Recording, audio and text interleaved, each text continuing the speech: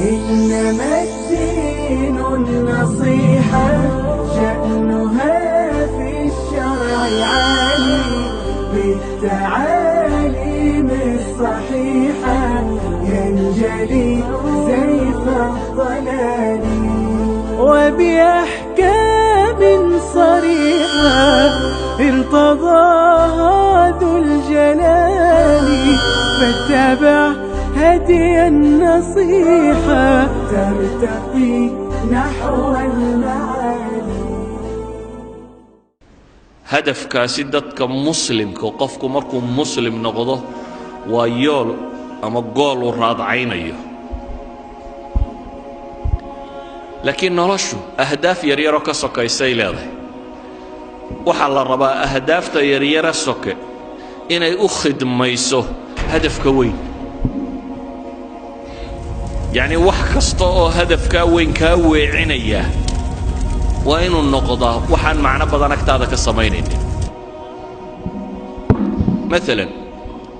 إن الحوك ستو وشغيستي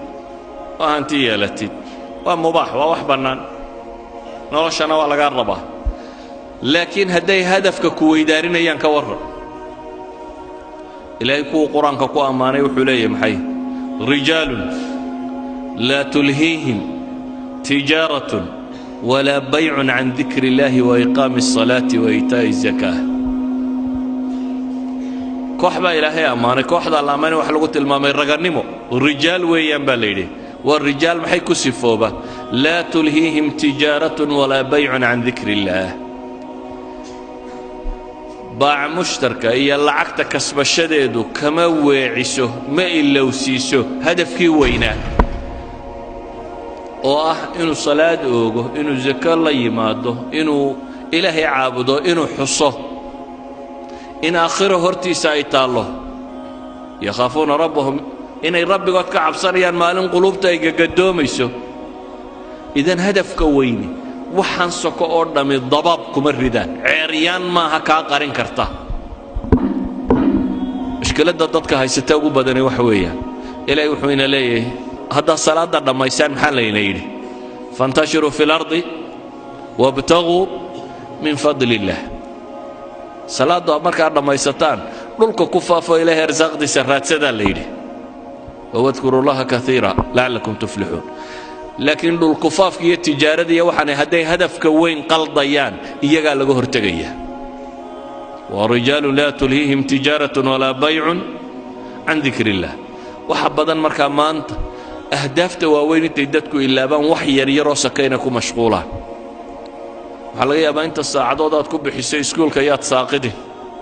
وكورن يوم القيامة هدات ساقده ما أنت أن ساقدني ما كوين يشرين حلقة يابا إنو ليه هي عيبوبين وكورن قيامة مركا غير نبي آدم ودن الله سكينة هدات عيبوده يوم تعرضون لا تخفى منكم خافية غير نبي آدم إلا كودن بيا قوبي تاقيهين هداد عيبوده وحلقة يابا إنات سلادة نولشوا كوا أدكتي فضوده وكورن maalinta 50 kun oo sanadooda noloshaynu joogno dhameeyaysa 60 sano 70 sano 80 sano ka waran maalin 50 kun oo sanadooda haddaad cadaabanto intaan janniya naarba la isla gaadhin kana 50000 sana maalina qiyaamuhu waa maalin 50 kun oo sanadooda 50 kun oo sanadood ba taagnaanaysa 50 kun oo sanadood ba dadkan la xisaabaya 50 kun oo sanadood ba cadceedu halkan taagan tahay 50 kun oo sanadood baad waxaad harsanaysaa waxaad xoogsatay ee hadafkaasi aad u xoogsatay 50 kun oo sanadood baad dhididaysaa oo dhididkaagu wuxuu gaadhayaa halka waa dunuubtaadu joogtay 50 kun oo sanadood baad ragga qaar harsanayaan oo carshu raxmaanka harsanayaan ay ka mid ahaayeen dhallinyaradii ku kobocday maxay ilaahay cibaadadiis madaxdii cadaaladda samaysay kuwii habeenkii istaagay ee ishooda ay ooyeysay kuwii gacantooda midig waxay bixinaysaa gacantooda bidixaanay ogeyn kuwii shahwaatu nafsiga ka soomay ee naaga quruxda badan leh inta u yeedheen ku yidhaahdeen ilaahay baan ka cabsanayaa ama inantii inanka quruxda badan leh u yeedhaa tidhi waar ilaahay baan ka baqayaa ayay dhaaf kuwaasi waxa la yidhi iyagu carshu raxmaan bay harsanayaan cadaabkanaad ku jirta iyo waxa kana arki maayaan ka waran haddaad sileeday nolosha waxaad u baahantay way kugu adkaatay biyo lacabo iyo sharaab iyo waxoogaa dabdabacsani inaad u samayso ka warran 50,000 sannadood haddii haraadka u kaa siiyo iyo ninka xawdka nebi maxamed ka cabbayaan haraadayninba yacni hadafka weyne hadduu lumo noloshan soka qiimo ma leh shayaaiin alinsi waljinina waxay isugu tageen inay hadafkaa weyn qariyaan oo ay kugu mashquuliyaan ahdaaf yaryaroo soke waxbarasho iyo capacity building iyo halkan kabood iyo xoogsi iyo shaqaysi iyo wax yaryaroo soke oo marar badan aan hadafkaba uu qiimaynaynin dhallinyaradana iyada waxa u sii dheer qaar aan tannaba wax ka tarin baaba lagu sii mashquuliyey hebel baa laadiyo heblaaya kolayga ku riday kubad oo hadduu ku rido maxaa kaa galay maxaa ka soo baxaya ninbaa kubad 2 birood dhex mariyey maxay nolosha ku soo kordhisay gool baa la dhalay maxay nolosha ku soo kordhinaysaa aakhirana wax kama tarto adduunkana wax kama tarto idan ahdaaftii rasmiga ahayd dowradan waxaa laydinku qabanayaa baan rajaynayaa in ahdaafta la saxo inaynu dib u xisaabtanno oo dib nolosha u hagaajinno inaynu buusalada hagaajisanno garanno barul ammaan xaggee lagu gaadhaa doon baynu saaranay noloshu waa doon badweyn ku dhex jirta hadday buusaladaadu sax tahay markabka badweynka soconaya haddii buusaladu kambasku hadduu u saxan yahay mahma ay waxaanay dhacaan wuu gaadhi meel barriyo nabada uu dego wuu gaadhi haddiise kambasku kaa lumo mawjaduhunbaa kolba dhan kuu kaxayn badweyntuunbaad ku wareegi doontaa adoo aan weligaana dhul arkaynin waxaa la mid ah qofka noloshan garan waaya wuxuu u jooga ka qabanayo haddaad cab oo cayaar oo boodbood oo wax dhal oo xoogso oo daaradhis oo kan samee dan hargaysaad joogtaan bal suuqa hargaysa isdhex taaga raggii dhisay meeye waa daartii xaaji hebel iyo watii ilmo hebelunbaa maqlaysaan meeye xaajiyadii ka tageen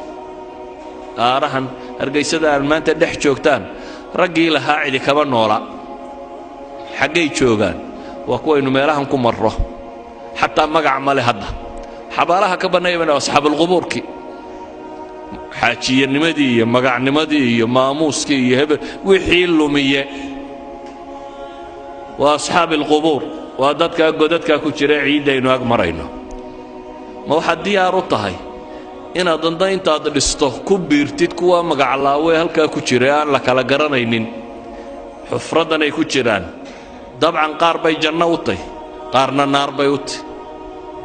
laakiin inaga agteenna waa asxaabulqubuuruun waxay isweydiinta le markaa war maxaynu u noollahay dhallinyaroy xaggaa ku socotaa noloshaadu xagga ku socotaa jaamacad baan ka baxay shahaadad baan qaatay shaqo fiican baan helay war waad tegaysaaye waxaasoo dhammi waa maalmo waxaasoo dhammi kam labistum cadada siniin baa lagu weydiin doonaa labitnaa yowman aw bacda yowm fas'al ilcaadiin baa ku xigta maalin ama maalin badhkeed noloshii oo dhammi waxay kula noqon maalin ama maalin badhkeed markaad kaleba garan weydaad waxaad leedahay fas'al ilcaadiin kuwii tirin jiray bal ha la weydiiyo adigu inay maalin tahay iyo inay maalin badhkeed taad kala saari kari la'day ee bal cid labadaa kuu kala rajaxda ha la weydiiya baad taagan tahay oo nolosha ma maalin badhkeed baad dooratay marka ayuha alikhwa hadafka aynu raadacaynayno adigaa lagaaga baahan yahay hadafkaa wixii lagu gaadhi lahaa cilmiya ragannimo ah xoogsiya dadaala adigaa lagaa rabaa inaad la timaado adiga jid baa lagugu talagalay guul iyo guuldarro iyo waxani waa iska meel soke adiga waxaa lagaa rabaa inay naftu kaa baxdo adoo rabbigaa caabudaya adigoo ariiqa saxa ah haya waxaa lagaaga baahan yahay as'ilada kugu soo beeganta nolosha inaad ka jawaabi karto oo aad uga jawaabi karto hadafkii lagu abuuray wixii aad ku gaadhayso kelmadaydu markaa waxay ku kooban tahay nolosha yoolkeedu yuu idinka qaldamin ilaahay waxaan ka baryayaa subxaana wa tacaala inuu ina wada sugo inuu inagu sugo ariiqa xaqa ah inuu inaga badbaadiyo cadaabkiisa inuu inagu sugo jidka jannada loo maro kuwii islaamnimada ku dhintayna laynaga yeelo subxaana wa tacaala